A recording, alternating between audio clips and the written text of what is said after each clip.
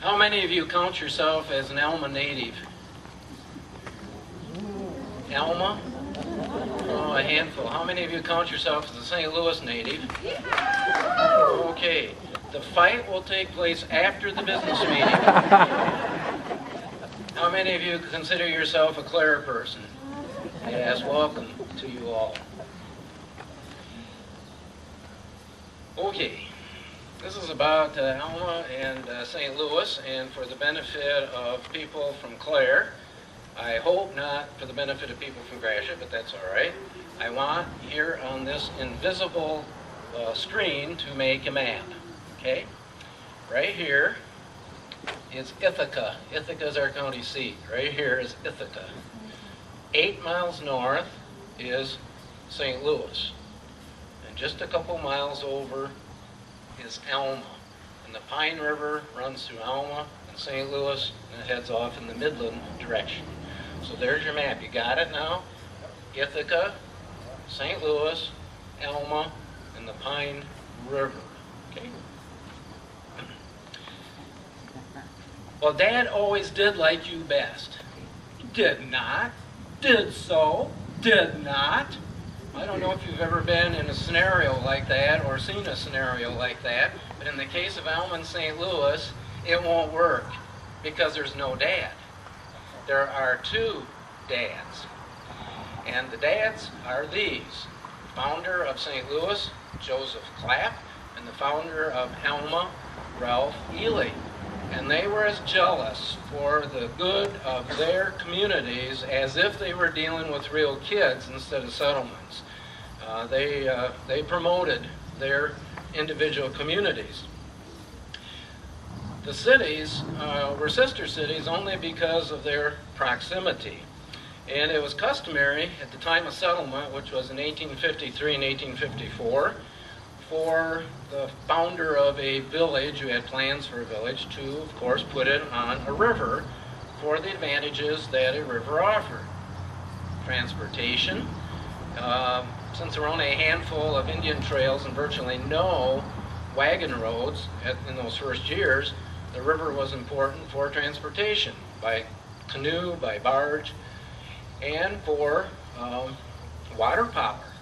So they usually chose a place where there were high river banks where, if they needed, they could put a dam across and power a sawmill or a grist mill. So those were some things to look for in placing a village. And if it was a river, I suppose, if you wanted food, you could get fish. And at one point in Gratiot County, during the starving time, anything in the way of food was important, whether it was venison or fish from the pine. When you look at a map of Michigan, there are very few sister cities.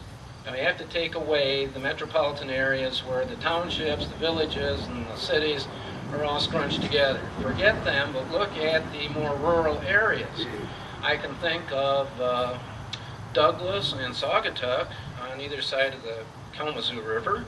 I can think of a little further north, Montague and Whitehall facing each other across White Lake. But when you just look at the map, there aren't a lot of sister cities that are in proximity to one another. But here in the middle, you have Alma and St. Louis. Now, Alma was first called Elyton, and St. Louis was first called Pine River. But for clarity, we're going to just say St. Louis and Alma tonight. The trouble between the two started right at the very beginning. It didn't take long at all. And you'd think that with 3 miles of heavy forest and river connecting, that would have been far enough away. But apparently it was not far enough away, at least not far enough away for comfort, and an issue came up right away.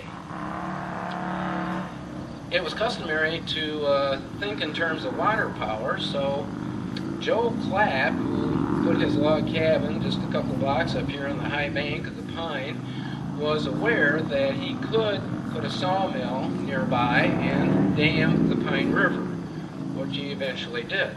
Ralph Ely over in Alma decided that he would look for high banks as well and found a place where he too could put a dam across the river if he chose, and he chose not to. But in any case, he was looking for something to power a sawmill or a grist mill, and he decided he would do it with steam.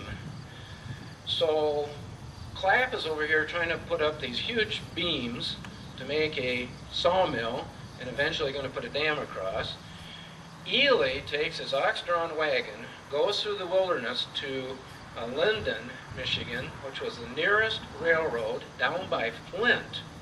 That's a long trip with the ox-drawn wagon. You'd camp night after night. And he picks up the pieces of the sawmill and a small steam engine to run it and brings it back, brings it across the Pine River some way, probably by a barge or a couple dugout canoes or something of that sort, and finally gets it running, and the settlers are pretty excited because now they can have honest-to-goodness doors on their log cabins instead of maybe a blanket or something of that sort. They can have window frames and maybe even furniture if they need it. Clapp is working on his sawmill here. It's hard to do because he's busy farming, and he's also cutting trees and doing some lumbering, and these are big beams that he's trying to get in place, and eventually on important days they invited all the women in the area to come and lend muscle to the project as well.